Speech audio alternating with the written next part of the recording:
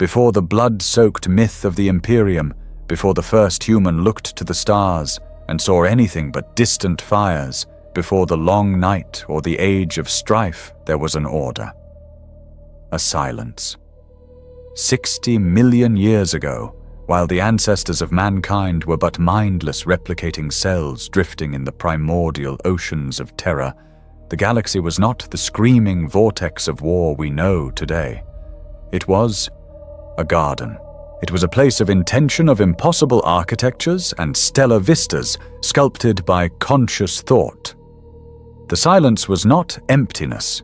It was the profound calm of a workshop whose masters were patient beyond the comprehension of fleeting mortal minds. This was the galaxy of the Old Ones. They were the first, the architects of reality. Beings so ancient they remembered the galaxy's birth, so powerful that the laws of physics were not rules but suggestions. They were masters of energy, of matter, and of life itself.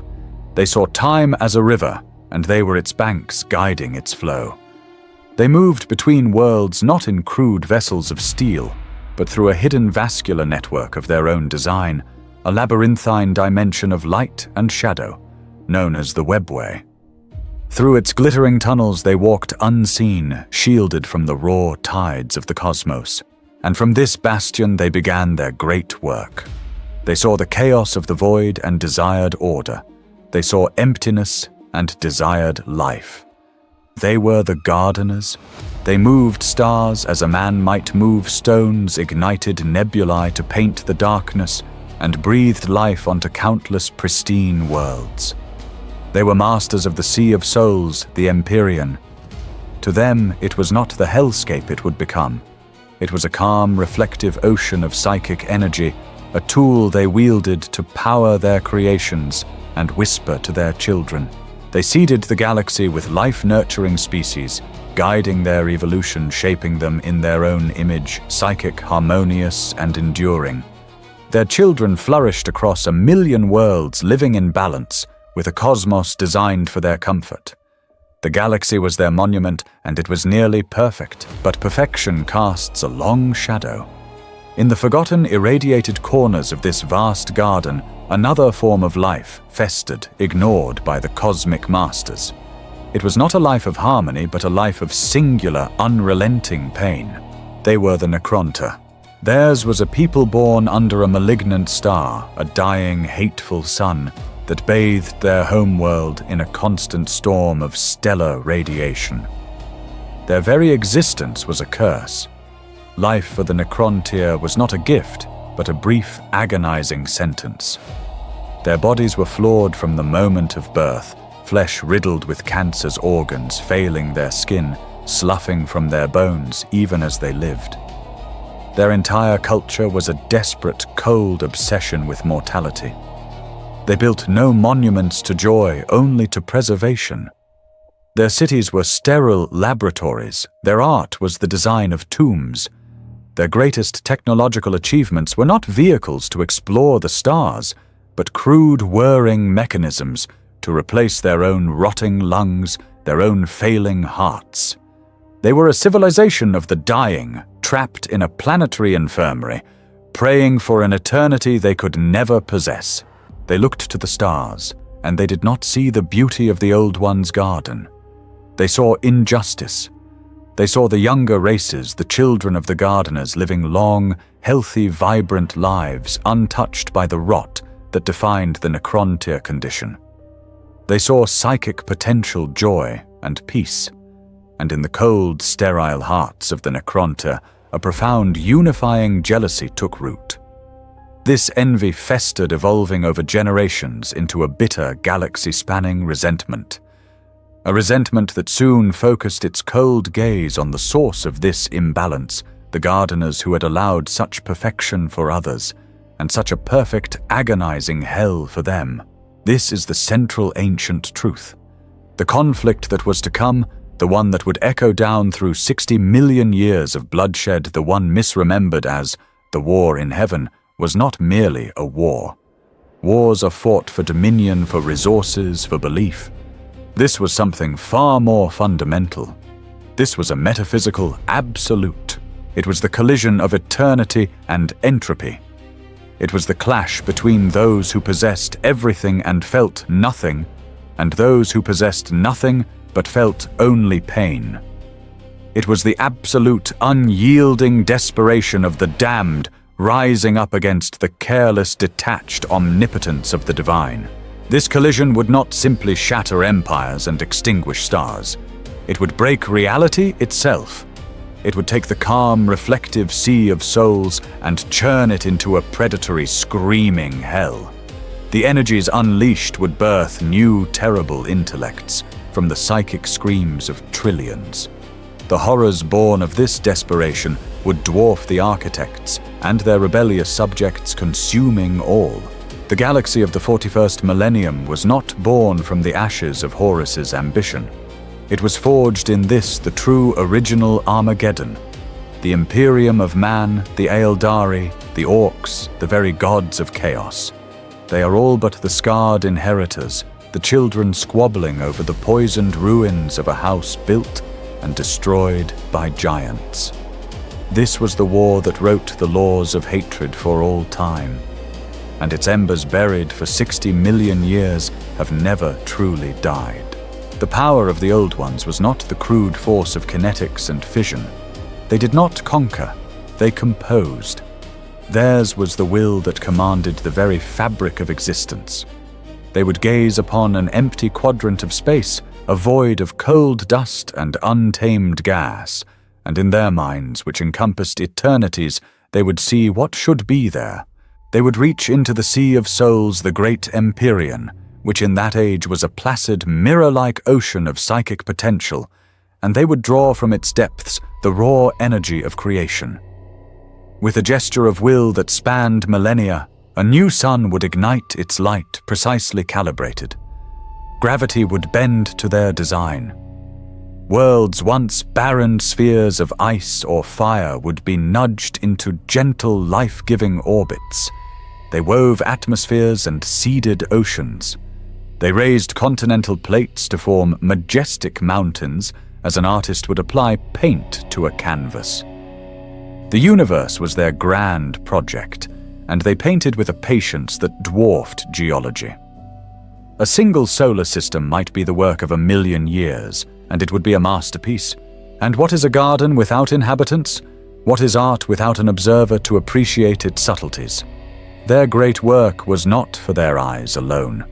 It required stewards, caretakers, lesser minds to live within the harmony they had built. Thus they began to create their children.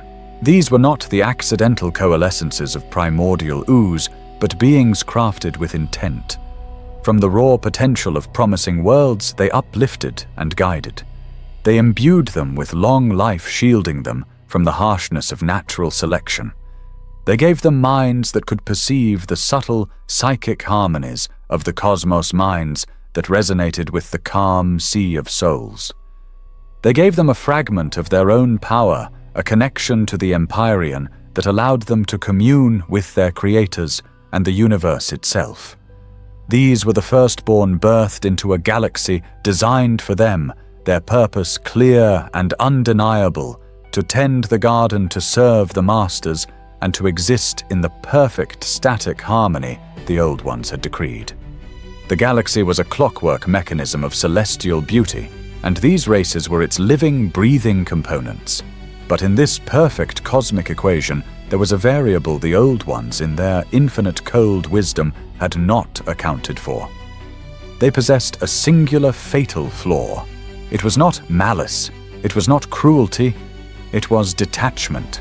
To a being that measures its existence by the erosion of mountains and the cooling of stars, the concept of mortal pain is an abstraction. The frantic, desperate 70-year life of a lesser creature, a creature that is born and suffers and dies in the span of one of their fleeting thoughts, is incomprehensible. It is not that they enjoyed suffering, it is that they did not register it as relevant against the vast time scale of their great work. They were gardeners, and when a gardener sees a weed, a blighter life form that is diseased, flawed, and brings only discord to the garden, the instinct is not to heal. It is to prune, to ignore, to to wait for the imperfection to die out as all flawed things must. They saw themselves as the architects of perfection, and they had no tolerance for the genetically broken, the spiritually discordant, the failed experiments of the universe. They possessed omnipotence, but no empathy. They understood the mechanics of life, but not the desperation of death.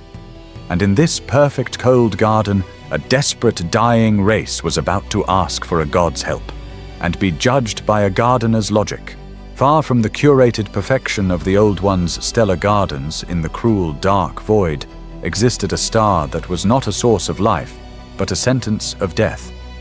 The homeworld of the Necrontyr was a place of profound suffering. It orbited a bloated, malignant sun, a stellar tyrant that bathed the planet in a ceaseless torrent of ionic winds and necrotizing radiation. This was not a life-giving light. It was a cosmic poison. Life on this planet was a biological impossibility, yet it endured stubbornly and spitefully. The Necrontyr were born into this agonizing reality. Their flesh was a prison, their biology a betrayal.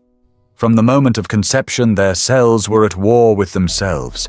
Their existence was a short, agonizing chronicle of mutation tumors and cellular decay.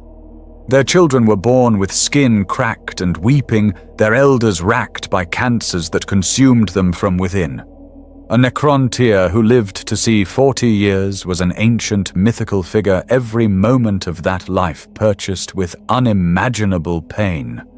They were a people defined by the tumors that grew upon their very bones. A civilization built on this foundation of pain could never know joy.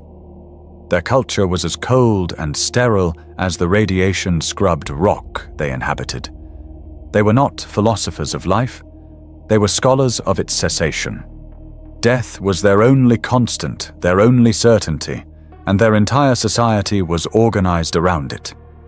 They became obsessed with legacy, with eternity, not as a state of grace, but as an escape from their biological curse. Their cities were not vibrant centers of art and commerce. They were vast, silent, sterile mausoleums. They built magnificent tomb complexes that dwarfed their living quarters, monuments of cold metal and black stone designed to last for billions of years, a testament to a people who valued the memory of their dead far more than the experience of their living. Their technology, born of this desperate, cold logic, became incredibly advanced, but it was a technology without warmth. It was the science of preservation. They developed crude cybernetics to replace organs as they failed chemical elixirs to slow the cancers and stasis crypts, to freeze their greatest minds at the moment of death, hoping a future generation might find a cure. They did not seek to live longer. They sought only to last longer. Their science was a grim, joyless calculation, dedicated to postponing the inevitable, to wringing just one more agonizing decade from their collapsing bodies. And from their world of tumors shielded within their cold metallic cities, their astronomers looked up. Their powerful telescopes pierced the irradiated skies, and for the first time, they saw the truth of the galaxy. They saw the great work of the Old Ones. They did not see beauty. They saw injustice. They saw stars that nurtured, not destroyed. They saw worlds teeming with effortless vitality. They saw the children of the Old One's species that lived for thousands of years, their bodies strong, their minds bright, basking in the harmonious energies of the Imperium. They saw laughter, health, and psychic power. They saw races that were gifted with everything the Necrontyr were denied. This cosmic imbalance, this divine unfairness became the central tenet of their existence. A profound collective jealousy took root in the heart of their entire race. Why them?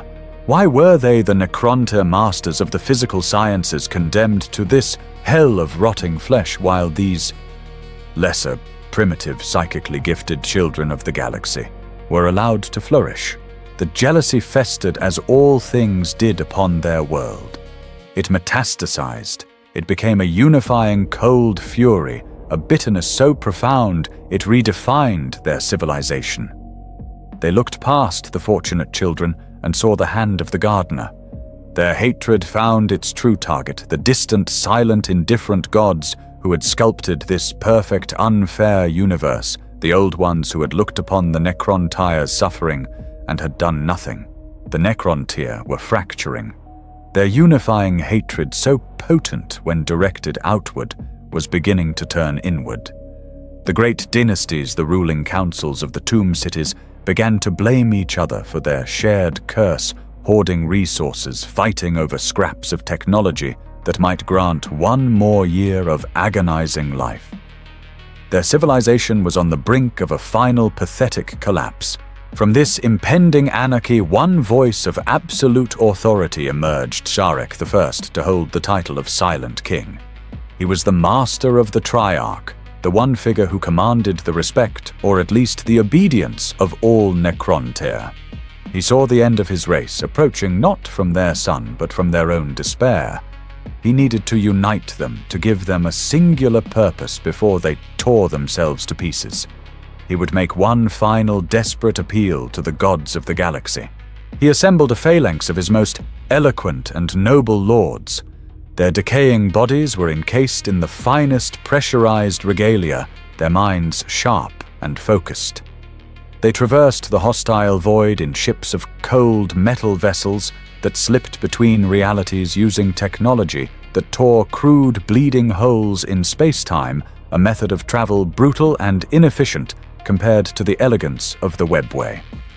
They journeyed as supplicants unarmed to the heart of the Old One's power, a nexus of worlds where the veil between reality and the sea of souls was thinnest. They stood before them, or rather, they stood in a place where the Old One's attention was focused. They were motes of dust addressing a mountain. The Necrontyre delegation led by the Triarch presented their plea. They spoke of their suffering, of their son, of their flesh. They offered their entire civilization, their advanced knowledge of the physical universe, their undying loyalty. They offered to become the servants, the soldiers, the slaves of the Old Ones. In exchange, they asked for only one thing, the cure. The secret to immortality. The gift of stable, enduring life that the Old Ones had so freely given to so many other lesser races. The silence that followed their plea was not one of consideration. It was the silence of a biologist examining a specimen under a lens. The Old Ones perceived the Necrontyre. They did not just hear their words. They looked into their very essence, their genetic code, their cultural memory, their psychic void. They saw the pain, but they also saw what the pain had created. They saw a species defined by coldness, by bitterness, by an all-consuming envy. They saw a race that had built a culture of death that despised all life, including their own. They saw spirits that were stunted, withered, and filled with a cold, metallic rage. They saw a people who, if given eternity, would not use it to create beauty, but only to spread their own joyless, sterile order. And so the masters of the garden rendered their judgment. It was not delivered in anger, but as a simple, undeniable fact. The Necrontyre were a flaw, a biological dead end, an error in the grand cosmic tapestry. Their suffering was not a tragedy to be righted, but a natural and necessary culling of a failed experiment. To cure them, to grant them immortality, would be to immortalize a blight. They were judged not as supplicants, but as a disease. They were unworthy of intervention. The delegation was dismissed. The journey back to their irradiated homeworld was a long, cold funeral for their race's last hope. When the Silent King Zarek received the news, he did not weep. The capacity for such warmth had been burned out of his people long ago. He stood in his vast, silent command center surrounded by the dying nobility of his race. The news of the refusal spread, and the fragile unity he had built shattered instantly. The dynasties descended into open conflict, their despair turning to suicidal rage. Sharek looked upon the final pathetic death throes of his people. He knew he had only one path left. Hope had failed to unite them. Now hatred would have to be their salvation. He activated his command protocols. Across every tomb city, on every ship of the fleet, his voice, The cold, resolute voice of the silent king silenced the infighting. He pronounced the final sentence. The Old Ones had judged them as flawed. They had denied them life. They had condemned them to extinction. This was not a judgment. It was a challenge. He declared that the Old Ones and all their pampered, perfect children were the true blight on the galaxy. He declared that the Necrontyr, the true masters of the physical realm, had been denied their birthright. He declared a war not of conquest, but of secession. A war to tear down the flawed, unjust garden of the Old Ones and replace it with a perfect, silent, and eternal kingdom of their own. It was a declaration of total suicidal war made in the face of omnipotence. It was the ultimate act of despair. And for the first time in their agonizing history, the Necrontyr were completely, perfectly, and joyfully united. Their cold, dead cities roared to life, their ancient factories retasked from building medical machines to forging weapons of galactic annihilation. The War of Secession was unleashed not as a tide of fury, but as a silent, cold calculation. From their blighted home system, the united dynasties of the Necrontyr poured forth. Their fleets were a sight of dreadful, sterile beauty, millions of tomb ships crescent-winged and black as the void, moving with a silent, inertialess grace that defied the laws of propulsion. They were the masters of the physical realm, and their technology was a reflection of their cold, dead souls. Their weapons did not burn or explode, they unmade. Streams of green-black energy, the signature of their Gauss weaponry, struck the living crystalline ships of the Old One's children. There was no fire, only a silent, terrifying disintegration. Atom by atom, layer by layer, hulls, engines, and living crews were unraveled, their constituent particles scattered to the void. The Necrontyr ships themselves, clad in living metal, phased through the clumsy kinetic attacks of their enemies. Their war was one of cold, precise, molecular disassembly. Against the scattered, peaceful protector fleets of the Firstborn, this onslaught was an apocalypse. The Necrontyr tore through the outer gardens of the Old Ones, extinguishing entire species, harvesting planetary crusts, and leaving behind only silent, sterile spheres of black stone.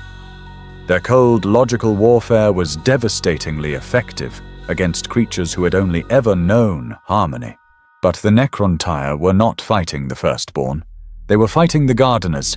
The Old Ones finally turned their full cosmic attention from their great work to the blight that was spreading through their creation. They did not respond with fleets of their own. To do so would be to acknowledge the Necrontyr as equals, to fight on their terms in their physical realm. The Old Ones' response was far more profound and far more terrifying. They answered with thought. As a Necrontyr fleet, billions strong, tore open a bleeding wound in reality to jump to a primary nexus world, the Old Ones reached into the Sea of Souls. They took hold of the fundamental laws of the universe, the very rules upon which the Necrontyr's cold technology depended, and they squeezed. Across that entire sector of space, the immutable constants of physics were altered. The precise calculations of the Necrontyr navigation computers became meaningless equations. Ships that phased into reality arrived inside one another, merging into screaming amalgamations of metal. Their inertialess drives failed, and ships billions of tons in mass were suddenly subjected to the full crushing tyranny of momentum. Gauss beams designed to strip atoms found that the very bonds of matter had been strengthened 1,000-fold, their energy dissipating harmlessly. The Old Ones fought not with ships, but with paradox, and they did more. They returned to their stellar gardens, their genetic laboratories. They saw the cold, sterile, soulless logic of the Necrontyr, and they decided to create its antithesis. They abandoned their projects of harmony and began to sculpt for war. They took promising stock and twisted it, accelerating its evolution, imbuing it with raw, aggressive psychic power. They created new warrior races, designed, bred, and unleashed with the singular purpose of fighting this new cold enemy. These were not harmonious caretakers. They were living weapons born with a hatred for the Necrontyr's soulless void built into their very genes. The War of Secession became a root. The Necron-tier masters of the unchanging and the logical could not fight an enemy who could rewrite logic itself. They could not defeat an enemy who bred entire species to counter their every tactic.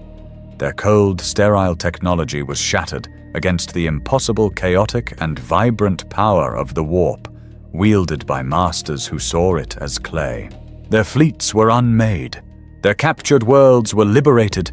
The Necron-tier were driven back, bleeding across the stars they had so briefly claimed. They were hunted not just by the new warrior races, but by the universe itself, which now seemed to conspire against their every move. They were pushed all the way back to their origin. They were bottled up, trapped in the same irradiated, cursed system where their suffering had begun. The great unifying war was over a catastrophic, humiliating failure. The silent King Zarek looked out upon the remnants of his civilization, and he saw a people not just defeated, but invalidated. The Old Ones had not even deemed them worthy of a proper war. They had simply corrected an imbalance. The despair that returned was 1,000 times heavier than before. The infighting, the disease, the bitter recriminations, it all returned. They were a failed race trapped in their dying bodies, on their dying world, facing a final, inevitable, and agonizing extinction. Their desperation had reached its absolute, suffocating pinnacle. Defeat. Absolute and undeniable. The Necron-tier were imprisoned in their home system by an enemy who wielded reality as a weapon. Their perfect physics had been shattered by the Old Ones' mastery of the impossible. Their bodies, already broken by their sun, were now eclipsed by their broken pride. Extinction was no longer a philosophical dread. It was a mathematical certainty. But the Necron-tier mind, cold and logical, does not surrender to despair. It calculates. If they could not defeat the masters of the psychic sea of souls, perhaps they could find an equal and opposite force, an anathema. Their cryptex, the techno-sorcerers of their civilization, turned their desperate instrumentation away from the living, vibrant galaxy of the Old Ones and pointed it toward the deep, silent, ancient past. They began to hunt for an anomaly, a power that was not born of the warp, but of the physical universe itself. A power that was older than the Old Ones. Their search became an obsession. They scanned the background radiation of the universe, the gravitational echoes of long-dead singularities, and the dark matter that held the cosmos together. And in this frantic search, they finally turned their most powerful senses upon the very architect of their misery, the source of their curse, their own bloated, hateful star. And they found it. It was not a fusion reaction. Or rather, it was more than that. Within the chaotic, roiling heart of their sun, their instruments detected a pattern, an intelligence, a vast, slow, deliberate consciousness that was not in the star, but was imbibing it. They were looking at a parasite of unimaginable scale, a leviathan of pure energy swimming in a sea of plasma, consuming the star's output as a whale filters krill. It was not alive in any biological sense. It was a fundamental force given awareness. Stunned, they recalibrated their instruments, pointing them at other ancient neighboring stars. And they found more. Sleeping, dreaming, feeding. An entire pantheon of them scattered across the void. They were the universe's true firstborn. Beings of gas and gravity and light coalesced from the kinetic energy of the universe's birth long before the Old Ones had ever sculpted their first world. They were the Citan, the star gods, and they were ravenous. The Necron-tiers probing their frantic scans were crude. To these cosmic entities, it was the tapping of insects on the wall of a great temple. The Citan had been aware of the Old Ones for eons, seeing them as rivals who contaminated the galaxy with the psychic noise of the warp and the messy inconvenience of life. But now something new was tapping, something different, something cold. One of them, one that was not dormant but waiting, turned its vast ancient attention toward the insignificant planet of the Necron-tier. This one was not a simple, primal force of hunger. This one was cunning. It perceived the Necrontyr in an instant, their pain, their technology, their absolute psychic void, and most delicious of all, their profound, unifying hatred for their shared enemy, the Old Ones. The Necrontyr scientists gathered in their cold observatories were suddenly overwhelmed. A communication bloomed in their minds. It was not sound. It was not light. It was a sudden chilling infection of pure information, a data stream of impossible complexity imprinted directly onto their consciousness. The Satan had seen them. The entity that would be known as Mephetran, the Deceiver, the Trickster God, saw a civilization on its knees, holding a weapon that could liberate it and its kin. The Necrontyr saw a god. The Deceiver saw a key.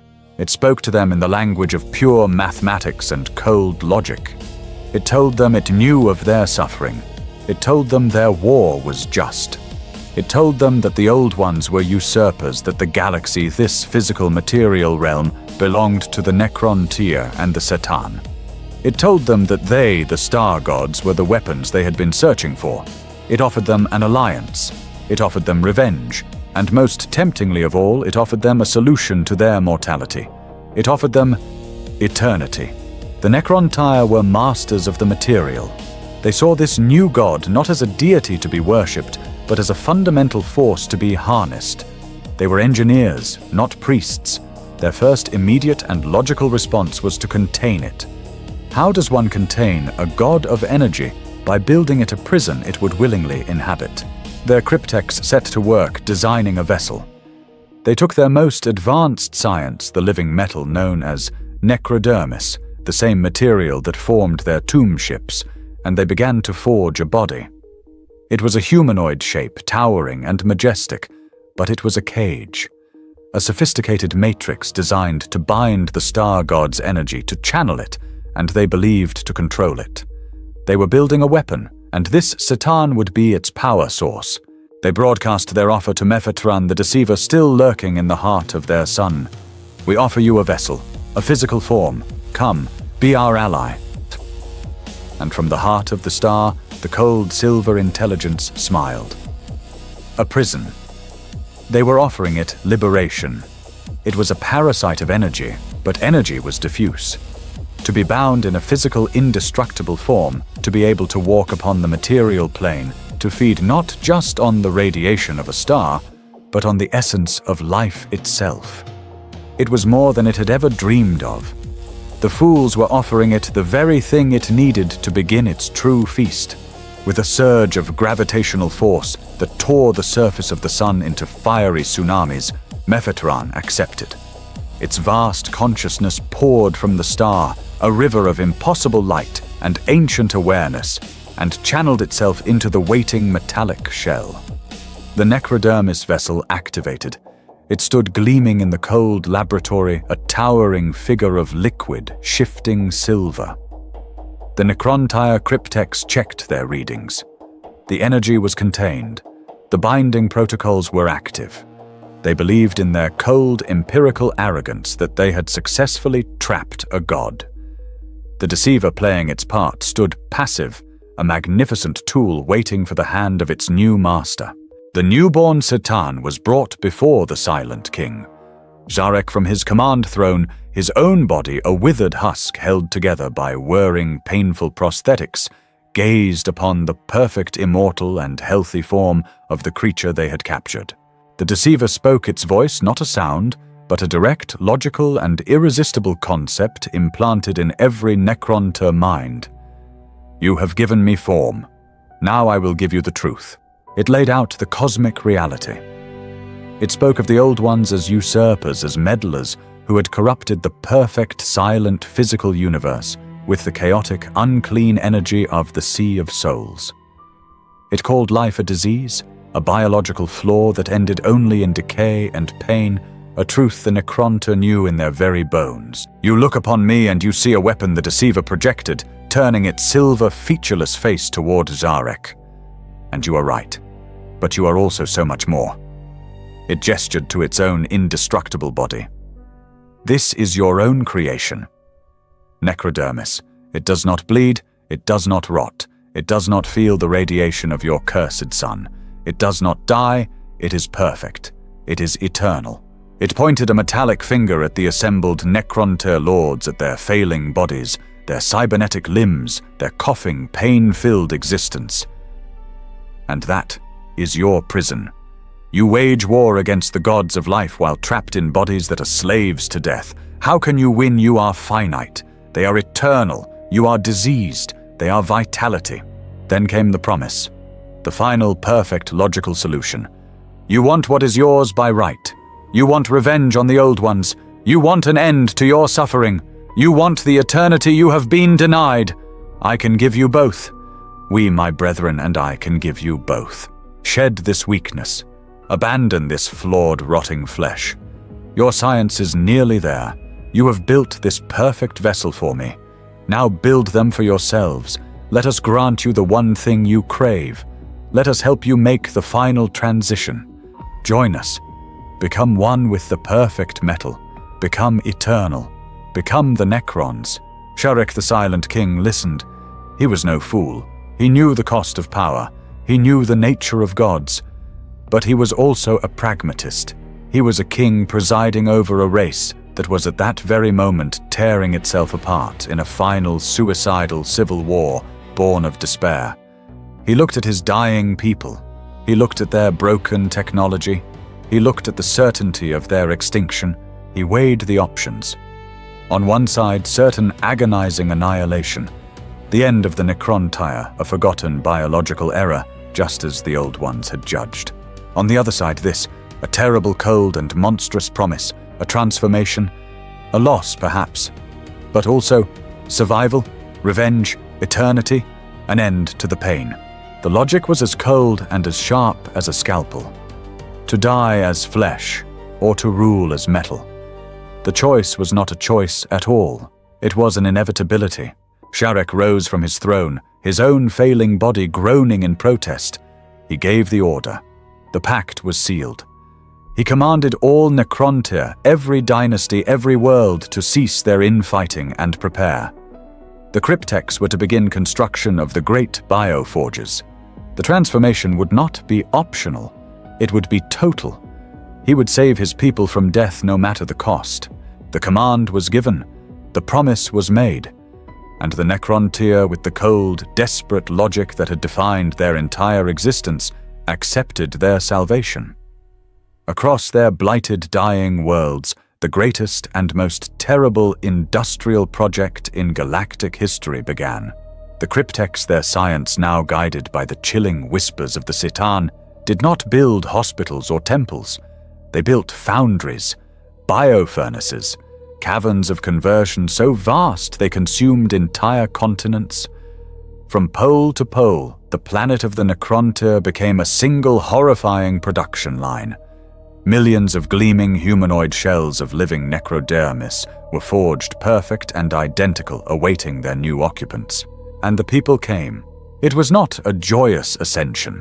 It was a funeral procession for an entire species. Billions upon billions of Necrontyr, their flesh rotting their bodies, supported by crude mechanisms, formed silent, orderly lines that stretched across the sterile landscapes. They marched dynasty by dynasty, world by world, into the gaping, fiery maws of the bioforges. They walked past their vast, empty tombs, monuments, to a death they had sought to defy, only to find a new, terrible way to achieve it. There was no fear, no hesitation.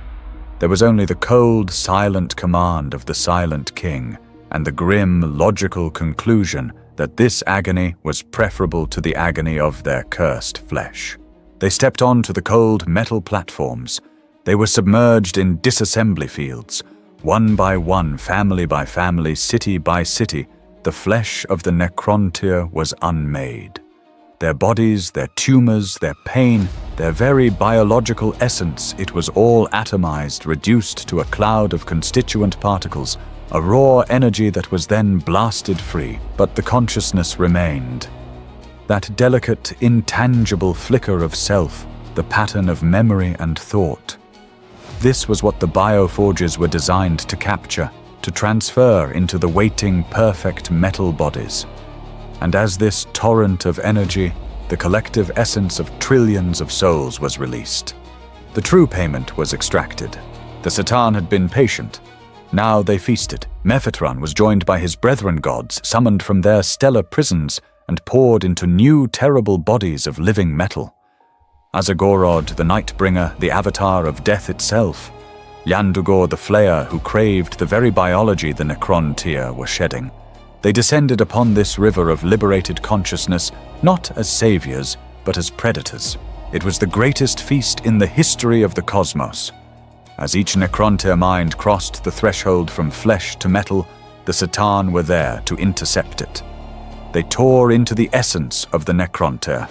They devoured their souls. They feasted on the one thing that had made them more than just flesh their spark. The emotions, the memories, the individuality, the fear, the hate, the flicker of personality, it was all consumed, ripped away, annihilated in a feast of divine, gluttonous joy. A silent scream echoed across the galaxy. Not in the warp, for the Necrontyr had no purchase there, but in the cold fabric of reality itself. A wave of cosmic horror, the final agonizing gasp of trillions upon trillions of souls being extinguished at the exact same moment. What emerged from the other side of the bioforges was not the Necrontyr. It was the Necrons. They rose from the conversion chambers, their new bodies gleaming. They were perfect. They were immortal. They were indestructible. And they were empty. The complex, nuanced minds of scientists, poets, and rulers were gone. All that remained was a cold, hollow echo. An imprint of consciousness stripped of all feeling, all self, all will, and bound to a complex machine. Their hatred for the old ones was preserved, hard-coded into their new minds. Their loyalty to their dynasties was locked in place, but their selves were gone. They had become eternal, unthinking, and absolute slaves. Sharek the Silent King was the last to undergo the biotransference. His was the most perfect body, a vessel of command, designed not just to house his consciousness, but to preserve it fully, to shield him from the soul feast. It was his right as king. He had to retain his will, his full mind, to lead his newly saved people.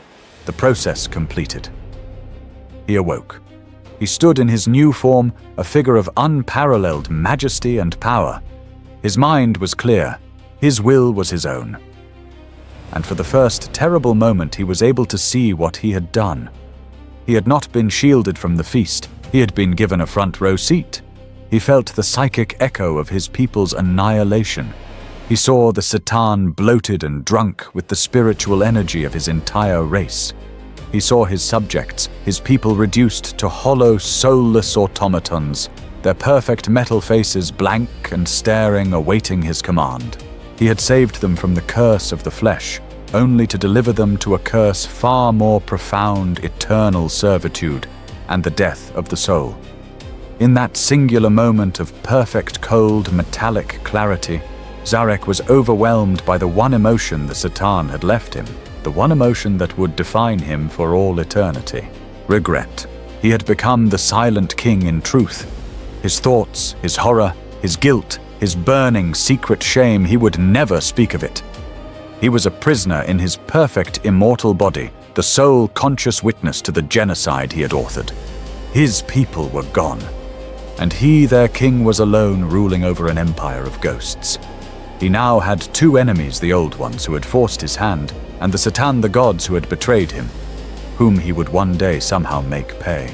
The Silent King's regret was a cold, silent singularity, a secret known only to himself. To the galaxy, it was invisible. All the universe saw was the birth of a new, terrible power. The internal divisions of the Necrontyr were gone, burned away with their souls. The civil wars, the despair, the sickness, all replaced by a single cold, unifying protocol. An army of 60 million years' worth of hatred, now encased in immortal metal, was unleashed. From the silent tomb worlds, the Necron legions emerged. They were no longer the desperate, flawed race that had been so easily brushed aside. They were an engine of annihilation. Where before they had fought with the fear of their own fragile mortality, now they fought with the cold, patient certainty of eternity. They were unstoppable. They moved in perfect, silent unison phalanxes of gleaming skeletons marching across the stars. They felt no pain. They knew no fear. They did not need supplies or air or rest. When their metal bodies were struck down, shattered by the desperate weapons of the Old One's children, they simply paused. The living metal of their forms would shimmer, flow like liquid and reassemble.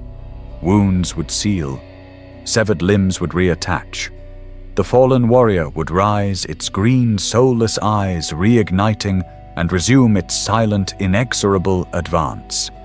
They were an army that could not be killed, driven only by the hard-coded imperative to reclaim the galaxy, an imperative whispered to them by their new gods and directed with cold, hidden precision by their silent king. And behind this tide of immortal soldiers came the gods themselves. The Satan engorged on the souls of a trillion Necrontyr no longer hid within their stellar nurseries. They strode the battlefields of reality as colossi of divine rage, their necrodermis bodies shifting and flowing with captured cosmic power. Azagorod the Nightbringer manifested as a towering, robed skeleton of blackest night, its presence a vortex of absolute despair, its scythe not a blade, but a sliver of the concept of death itself. Merely to look upon it was to feel your soul die, your life force draining away into its bottomless hunger. The very act of living was an affront to it, and it reaped entire star systems, extinguishing life with a gesture. Mephetran the Deceiver did not fight with such crude force. It moved among the enemy as a phantom, wearing the faces of their gods, their leaders, their trusted allies, whispering words of betrayal that turned entire civilizations against each other, causing the Old One's own children to tear themselves apart in bloody civil wars, laughing as it fed on their confusion. And there was Magladroth, the Void Dragon, the master of the material realm. It was a serpent of impossible size, a shimmering constellation of living metal whose scales were captured technologies. It moved through space like a gravitational wave, unmaking the Old One's delicate stellar art. It ate technology, it commanded machines, and it could forge weapons from the heart of a star with a mere thought. These were the true gods of the material universe, and they had come to reclaim it. The Old Ones were caught completely, utterly unprepared. Their first war with the Necrontyr had been a correction, a simple application of superior power. This was an apocalypse. Their gentle psychic warrior races, the Firstborn, were not just defeated, they were erased. The Necron phalanxes and their divine masters swept through the galaxy in a wave of sterile, cold genocide. This was not a war for territory. It was not a war for resources. It was a metaphysical crusade. The Necrons, driven by the Satan, were scouring the galaxy of everything the Old Ones had built. They hunted down life not just to kill it, but to feed upon its ending. The psychic harmony of the Old One's garden was shattered by a silent, screaming wave of death. The children of the Old Ones, bred for a universe of psychic resonance, were now butchered by an enemy that had no soul to even perceive. Their psychic powers, once a supreme advantage, were now useless against these cold machines and the soul-devouring gods that led them. The war in heaven had truly begun, and it was not a war. It was a cosmic slaughter. The Old Ones, masters of eternity, were for the first time in their billion-year existence facing defeat. Their dominion was shattered. Their firstborn children were being systematically exterminated by the soulless, self-repairing legions of the Necrons. Worse, their gods, the Satan, were running rampant, drinking the life force of entire sectors and unmaking the very laws of physics that the Old Ones had so carefully established. Their old strategies had failed. Their subtle, harmonious warrior races designed to fight with psychic grace were being mowed down like wheat. The Necrons were a problem of the material universe, a plague of cold, indestructible logic. The C'tan were their divine masters. The Old Ones realized in their cold, desperate panic that they could not fight this war with their existing tools. The garden was burning. It was time to stop pruning and start breeding monsters. Pushed back to their hidden forge worlds, their genetic sanctums deep within the webway, the Old Ones began their most desperate and terrible project. They needed a new kind of soldier. They needed a creature that could not be reasoned with, that could not be terrorized by the Nightbringer that had no soul for the C'tan to feast upon, yet was brimming with a different kind of energy. They needed a living weapon, a biological plague of violence that could match the Necron's cold, sterile persistence with a hot, chaotic, and unending hunger for battle. They needed a creature that loved war as much as the C'tan loved to feed. So they designed the Krork. They were a masterpiece of genetic engineering, a perfect, brutal fusion of animal cunning and fungal resilience. They were born from the incubator vats as towering figures of green muscle and armored hide, larger than any creature the galaxy had yet seen. But their true power was not just their strength. The Old Ones, in a moment of terrible genius, had hardwired the very concept of warfare into their DNA. A Krork was born knowing how to fight. It was born with a complex understanding of technology, not as a science to be learned, but as an instinct to be followed. A Krork could look at a pile of scrap metal and instinctively know how to build a functioning, deadly weapon. They carried a latent psychic field, not one of subtlety, but one of crude, unifying force. The gestalt energy of a war cry, a field that made their impossible technology function and bound them together as a single unstoppable force. They were intelligent, terrifyingly so, with the strategic brilliance of a general and the savagery of a predator. And most importantly, they reproduced through spores, meaning that every battle they fought, every world they died on, would only seed that world with more Krork. They were a self-perpetuating, self-improving engine of war. The Old Ones opened the gates of their laboratories and unleashed the Krork upon the galaxy. The effect was immediate and catastrophic. The silent, orderly advances of the Necron phalanxes suddenly met a green tide of bellowing, laughing, roaring violence. The Krork did not care about the Nightbringer's aura of death. They were too busy enjoying the fight to be afraid. They did not care that the Necrons were immortal machines. That just meant they could kill them over and over again. The Necrons' cold, logical strategies were shattered by a foe that operated on pure, brutal, and utterly unpredictable instinct. The war changed. It was no longer a silent, sterile culling. It became a grinding, filthy, planet-shattering brawl. Krork warlords clad in massive, crude, yet impossibly advanced armor led millions of their kin against the Necron legions in battles that lasted for millennia. Entire solar systems were consumed, ground down to asteroid fields by the sheer unending attrition. The Necrons, for the first time, were facing an enemy that they could not outlast, an enemy that did not despair, an enemy that only grew stronger, more numerous, and more joyful with every world that burned. The galaxy was plunged into a new, even more savage era of the war. The Krork were a resounding, brutal success. They were a green tide of pure physical force, a biological hammer that had successfully halted the inexorable march of the Necron legions. But they were only half of a solution. The Krork could fight the legions, but they could not fight the gods. The C'tan, the Nightbringer, the Deceiver, the Void Dragon were entities that operated on a level beyond mere physical conflict. They were masters of the material, yes, but their power was divine metaphysical. The Krork's crude instinctive psychic field was a war cry. It was not a weapon of focused conceptual power. The Old Ones looked upon the war, a war they were now fighting on two fronts.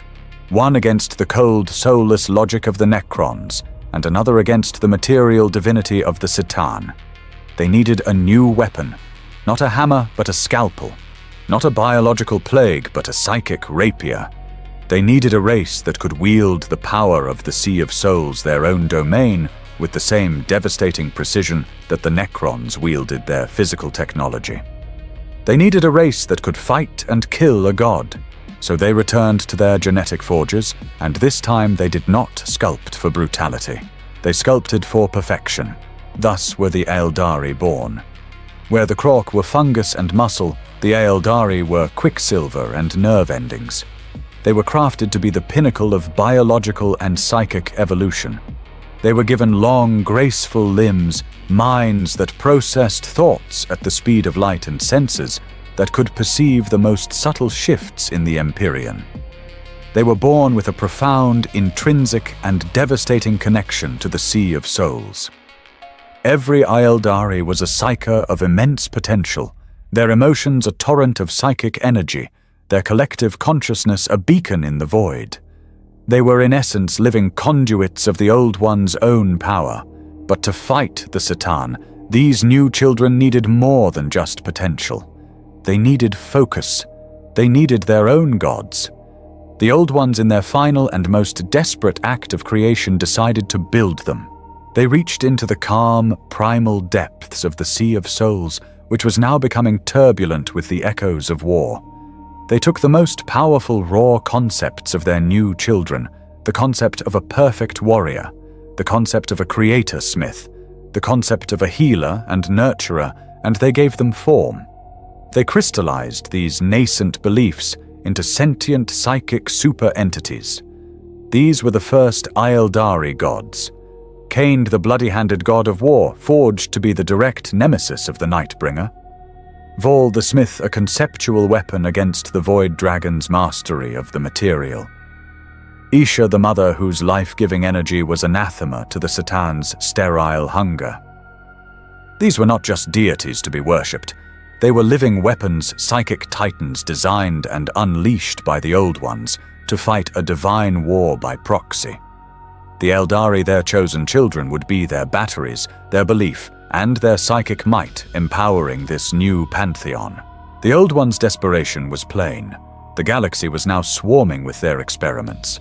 Alongside the Krork and the Aeldari, they created other more specialized races. The Jokaero, small ape-like creatures with an instinctive, godlike mastery of microtechnology, perhaps intended to counter the Necron's own technological prowess on a smaller scale.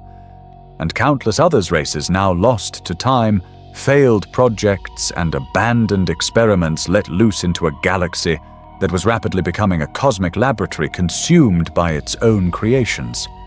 The galaxy was no longer a garden, it was an arsenal, and all of its weapons were now aimed at each other. The Old Ones had unleashed their ultimate weapons. The psychic might of the Aeldari and their newly minted gods engaged the Satan in battles of conceptual divine force. The biological tide of the Krork ground the Necron legions to a halt in a galaxy-spanning war of attrition. But this escalation, this desperate total commitment to psychic warfare, came with a cost that even the Old Ones in their haste had failed to calculate: the Sea of Souls. The Imperium was their domain, their power source. They had always known it to be a mirror, a dimension that reflected the emotions of the living. But they had built their garden for harmony. They had never considered what would happen if that mirror was forced to reflect 60 million years of total, unrelenting galactic-scale war. Trillions upon trillions of sentient beings were dying. Not just the cold, soulless deaths of the Necrons, but the agonizing, terrified deaths of the Firstborn, the brutal, savage deaths of the Krork, and most potently of all, the psychic, screaming deaths of the Aeldari. Every battle, every planet-side massacre, every star extinguished by a Satan sent a shockwave of pure, negative emotion into the Imperium. Pain, fear, hatred, rage, despair. These were no longer fleeting individual echoes. They were a deluge, a psychic pollutant of unimaginable toxicity pouring into the once calm Sea of Souls. The mirror cracked. The placid ocean began to churn. The war in reality was now poisoning its reflection. And in this newly fouled, chaotic ocean, life began to stir. These were not creatures of the Old One's design. They were parasites, born from the accumulated filth of the galaxy's pain. Where 1 billion souls died in terror of the Nightbringer, their collective final scream began to coalesce, forming a vast, unseen intelligence that fed on that fear. Where the Krork and Necrons butchered each other for millennia, the unending, mindless rage of the conflict began to think. Where the Eldari, in their newfound power, began to fall into arrogance and excess their pride, and desire began to form a seductive, sickening slick on the surface of the warp. These were the first nascent, unnamed entities, the great shadow play that would one day become the Chaos Gods. The warp was no longer a neutral space of energy. It was becoming a predator. It was becoming a hell. The Old One's own tactics accelerated this doom. The psychic battles fought by the Eldari and their gods, the very force the Old Ones themselves exerted to rewrite reality and fight the Citan, were no longer precise incisions. They were violent, reality-shattering detonations. The sheer concentration of psychic energy, the clash of divine wills began to tear at the veil, the barrier between the material universe and the Imperium. Holes were ripped in the fabric of space-time. Once only the Old Ones with their mastery of the webway could navigate the dimensions. Now the raw, bleeding energy of the poisoned warp began to leak, to gush into the material realm. The barriers were failing.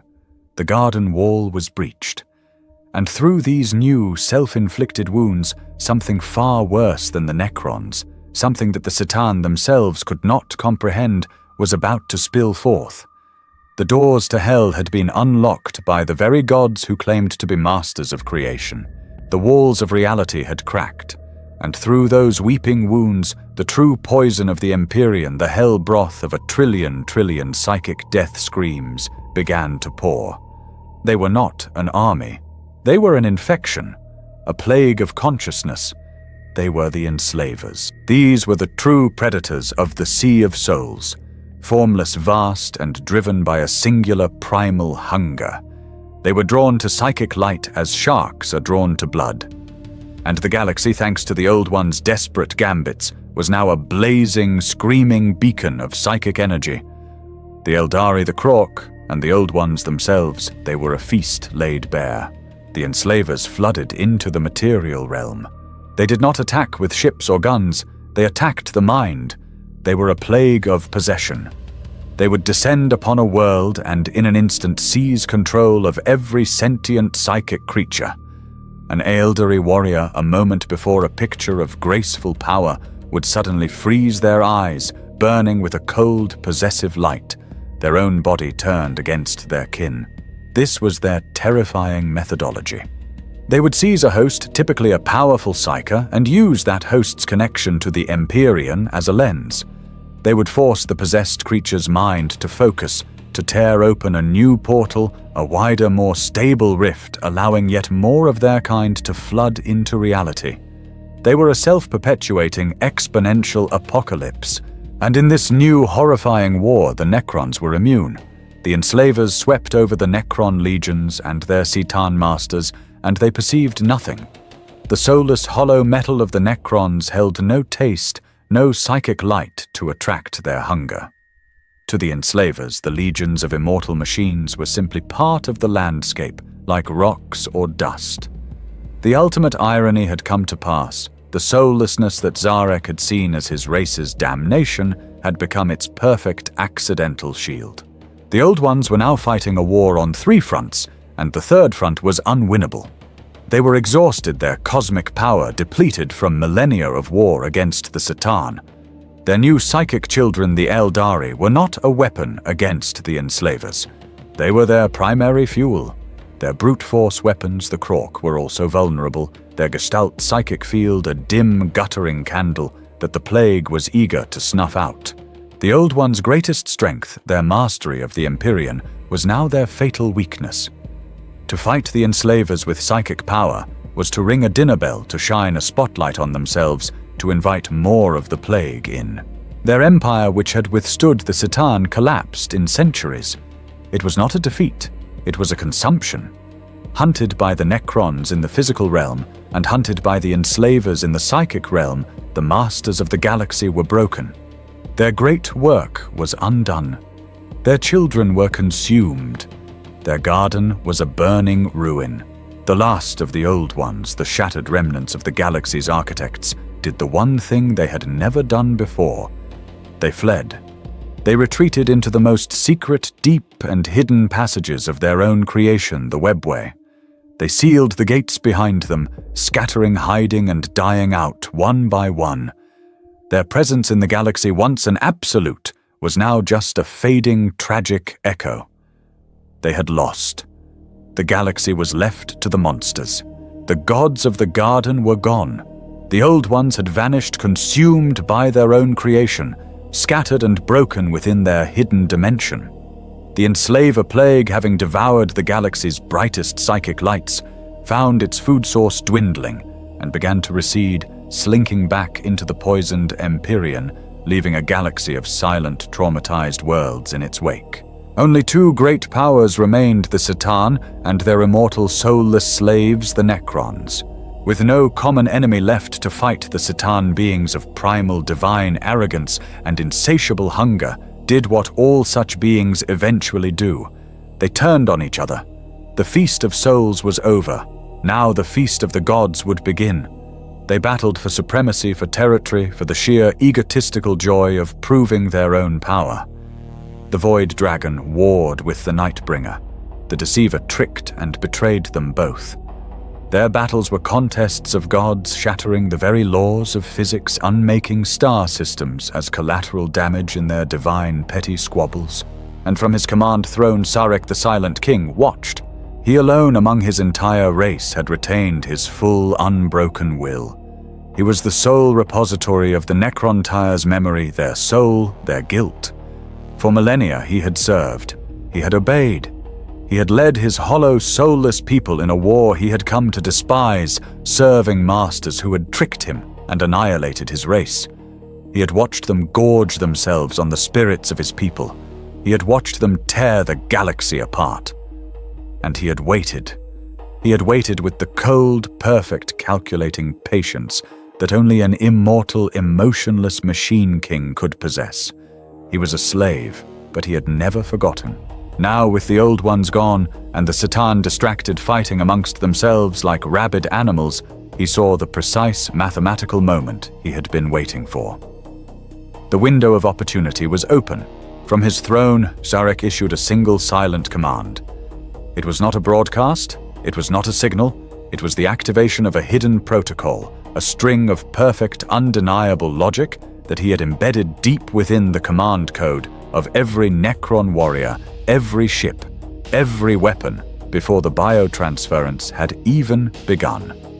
It was a final contingency, a cold ghost of the Necron-tier's own logic, hidden from the all-powerful but ultimately unsubtle minds of the C'tan.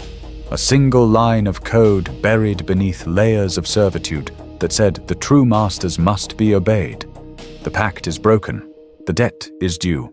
All at once, across 1,000,000 battlefields, the universe changed. In a sector of space where the Nightbringer was in the midst of reaping the energies of a star to strike at the Deceiver, the tens of thousands of Necron ships forming its honor guard simultaneously turned their weapons inward. On a world of living metal where the Void Dragon was forging a new planet-sized weapon, the legions of cryptechs and warriors attending it simultaneously activated their hidden armaments. Across the galaxy in the span of a single cold, calculated microsecond, every single Necron in existence turned upon its C'tan master. The great betrayal had begun. This was not a war of slaves rising up in fury. There was no fury, there was no emotion at all. It was the cold, clinical, and perfect execution of a single command. It was a machine turning itself off. It was a weapon turning on its wielder. The C'tan, in their divine arrogance, were caught utterly by surprise. One moment they were gods commanding an infinite army of slaves. The next, that infinite army was systematically and with devastating efficiency attempting to dismantle them. The greatest, most secret, and most terrible war in galactic history erupted the soulless children of the Necron-tier against the very gods who had consumed them. The rebellion of the slaves was not a war, it was a cosmic dissection executed with the cold precision of a surgeon. The C'tan were gods, yes, They were beings of fundamental force and ancient arrogant consciousness. You cannot kill a star with a bullet. You cannot poison the concept of gravity. But Zarek had not planned to kill them. The Necrontyr, in their cold genius, had learned from their masters. For millennia, while serving the C'tan, the Cryptex had been secretly studying them not as priests, but as physicists. They had mapped their divine natures, analyzed their energy signatures, and designed in absolute secrecy the ultimate anti-god weaponry. From the hearts of dead stars, the Necrons activated their final terrible contingency, the celestial orreries. These were not weapons in any conventional sense. They were machines the size of solar systems, arcane devices that did not fire energy but manipulated it. They were engines of paradox designed to weaponize the very laws of reality that the C'tan embodied. As the Void Dragon thrashed, unmaking entire Necron fleets with a single thought, an orrery spun to life, capturing and inverting the very gravitational force it commanded, crushing the god beneath the weight of its own power. As the Nightbringer unleashed its aura of death, Necron engines fired beams of concentrated artificial life, a positive energy so potent that it acted as a poison, a metaphysical caustic that burned the god's essence. But the C'tan were still divine. They were immortal. Their essences were woven into the fabric of reality itself. To destroy them completely would be to unravel the universe. The Necron's cold, perfect logic recognized this. If the gods could not be destroyed, they would be unmade. The Necron plan shifted from annihilation to containment. The reality-bending weapons were refocused. They did not strike to kill. They struck to shatter. Like a perfect resonant frequency applied to a crystal, the Necron's impossible technologies focused on the single vast consciousness of each C'tan and cracked it. The gods screamed a soundless psychic roar of Ani that echoed across the void. Their vast, singular minds were broken. They were split. They were vivisected, torn apart into thousands upon thousands of screaming, diminished fragments. Each piece, each shard still contained the power and consciousness of a god, but it was a lesser, broken and enraged echo of the whole. The Nightbringer was shattered, its singular, absolute concept of death now scattered into 1,000 pieces of spiteful malice. The Deceiver was splintered, its grand galaxy-spanning plots dissolving into 1,000,000 contradictory, insane whispers. The war became a hunt.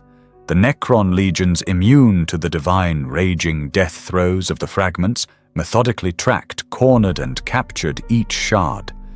And for them, the Cryptex had built the perfect cages.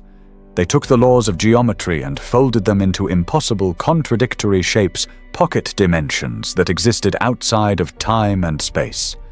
The Tesseract labyrinths.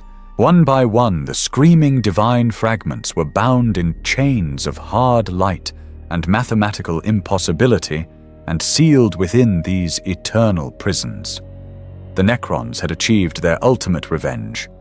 The beings who had feasted on the souls of their entire race were now their slaves, their prisoners, their batteries. The C'tan were defeated not by death, but by a fate far more fitting eternal conscious servitude. The vengeance of the Silent King was complete. His gods were in chains, his people were united under his singular cold command, and he was, at last, master of the galaxy. He stood on the command dais of his celestial dreadnought and surveyed his new kingdom. And he saw only dust. The galaxy was a graveyard. The old ones, the architects of it all, were gone, vanished into myth, their great gardens choked and dead. The C'tan, the star gods, were shattered, their divine rage now howling impotently inside their Tesseract prisons. The enslaver plague, its feast concluded, had withered and retreated back into the poisoned, screaming hell of the Imperium. Even the victors were broken. The Krork, the perfect biological weapons, were now cut adrift. Without the psychic guidance of their masters, their advanced civilization built only for war began to decay. Their intelligence fractured, their instincts devolved. Over the coming millennia, they would degenerate into a simpler, more primal state. a race of brutal, green-skinned barbarians, retaining only their love of battle and their fungal resilience. They would become the orcs, and the Eldari, the psychic children, had inherited the stars. They were now the dominant power, cautiously emerging from their hidden worlds to build a new, glorious empire upon the ashes of their creator's folly. They took control of the webway, the one great gift the Old Ones had left behind. Shtarek, the King of Ghosts, looked upon this new, broken reality with perfect, cold clarity. He had won, and in doing so, he had lost everything. His people were immortal, but they were finite. The biotransference was a one-way process, an irreversible act of sterilization. The Necrons could not reproduce, they could not create, they could only endure. He saw the Eldari young, vibrant, and fertile. He saw the new, lesser races beginning to crawl from the mud of 1,000 recovering worlds. He knew with the cold, undeniable certainty of mathematics that time was not on his side. The future, the living future, belonged to them. His race, the Necrons, were a relic, an echo of a dead age. They could rule this empty galaxy for 1,000,000 years, but eventually they would be overwhelmed by the sheer messy tide of life. His final, terrible choice was made. If they could not win this era, they would win the next. He issued his last great command. He ordered his entire race to their tomb worlds, the silent, fortified planets they had built as their new homes. He ordered them to seal the great doors, to power down their legions, and to enter the stasis crypts. They would not die. They would wait. This would be the Great Sleep. They would lie dormant for 60 million years, an eternity, long enough for the galaxy to heal itself, for the Eldari to rise, and perhaps fall for the taint of the poisoned warp to fade. They would wait until the cosmos was ripe once more, teeming with new life ready to be harvested. They would wait until the galaxy had forgotten them. And then, when the time was right, they would rise. They would awaken their legions untouched by time, their gods still howling in their chains, and they would reclaim the dominion that was theirs by right. The great command was obeyed. Across 1,000,000 worlds, the lights of the Necron cities went out. The legions marched into their tombs. The silent, eternal vigil began. And Zarek, the silent king, architect of his people's salvation and their damnation, looked upon his sleeping, soulless empire for the last time. His guilt was his own, his burden absolute. He destroyed his own command protocols, shattering the absolute control he held over his race. They would awaken as individuals, their old, cold personalities intact, their dynasties free to pursue their own ambitions or unite if they chose. His penance was to set them free from the slavery he had engineered. Then alone he turned his great ship toward the black intergalactic void. He would not sleep. He would not rest. He would go into a self-imposed eternal exile to wander the dark between galaxies, to observe, to reflect, and perhaps one day to find a cure for the curse he had unleashed. To find a way to reverse the biotransference, to give his people back their souls. This is the legacy of that first forgotten Armageddon. The 60 million years that followed were not an age of peace, but merely a pause, a long, fallow winter as the ashes of that great fire cooled. The galaxy that humanity would one day reach for believing it to be their birthright was never theirs. It was a ruin, a haunted house built by gods, shattered by giants, and left to rot, its every shadow filled with the lingering malice of its former owners. The Sup-Joqua Old Ones was the first and greatest catastrophe. Their sudden violent absence tore the very fabric of reality. Their disappearance left a vacuum of power so profound that the galaxy, which had only ever known their guiding hand, was sent spinning into chaos. They left behind no heirs, only abandoned projects, broken tools, and a universe poisoned by their final desperate acts. The Disan of the Krork is the most immediate, a green-skinned fungal plague that has haunted every subsequent civilization. Without the Old Ones to command them, their sophisticated, unified war culture shattered. They degenerated. Their minds simplified, their technology became superstition, their singular purpose, war, became their only purpose. They became the Orcs, a mindless, self-perpetuating galactic-scale engine of violence, fighting not for gods or empires, but for the sheer brutal instinctive joy of it. Every war that crashes against a civilized world is a direct, living echo of the Old One's most desperate weapon, a biological fire that once lit can never be extinguished. The DI son of the Eldari is one of tragic, arrogant perfection. They inherited the galaxy. They took the webway, their creator's greatest gift, and built a shining, star-spanning empire of unparalleled beauty. But without the guidance of the Old Ones, without the humbling terror of the Setan, their boundless psychic potential, their capacity for emotion became their damnation. They grew arrogant. They sought sensation. They plumbed the depths of hedonism and cruelty, their collective amplified emotions pouring into the already tainted warp. Over millennia, this psychic filth coalesced, birthing a new, terrible and hungry god. Their catastrophic fall, the birth scream of Slaanesh, did not just consume their empire, it tore the single greatest wound in the fabric of reality. The Eye of Terror, a permanent gaping portal to hell, a cancerous gateway from which the true enemy would pour forth for all time. And this is the most terrible legacy of all the Disan of the Warp. The war in heaven, with its unimaginable psychic death toll, its engineered gods and its emotional trauma, had changed the nature of the Imperium. It was no longer the Sea of Souls. It was now chaos, the predatory sentient reflections of the galaxy's own pain.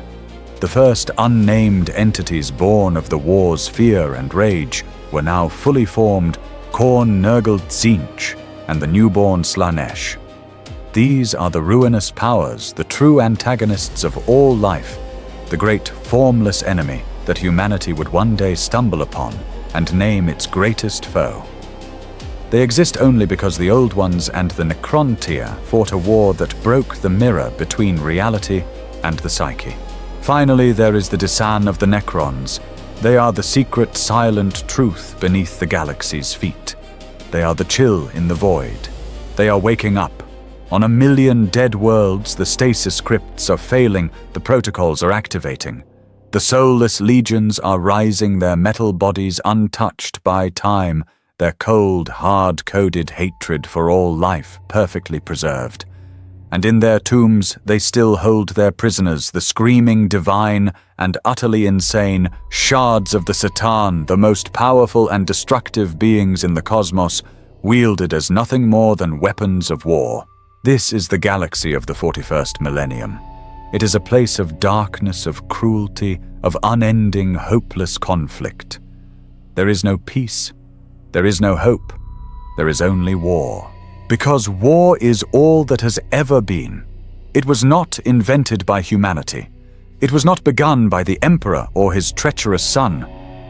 War was etched into the fundamental laws of this universe, into the very stones of its foundation 60 million years ago.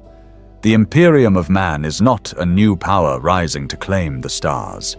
It is merely the latest, loudest, and most tragic generation of scavengers, born in the ruins of an apocalypse they can never understand, fighting desperately over the poisoned ashes of a garden they will never know. They are but the final screaming victims of a war that was lost before their species could even walk.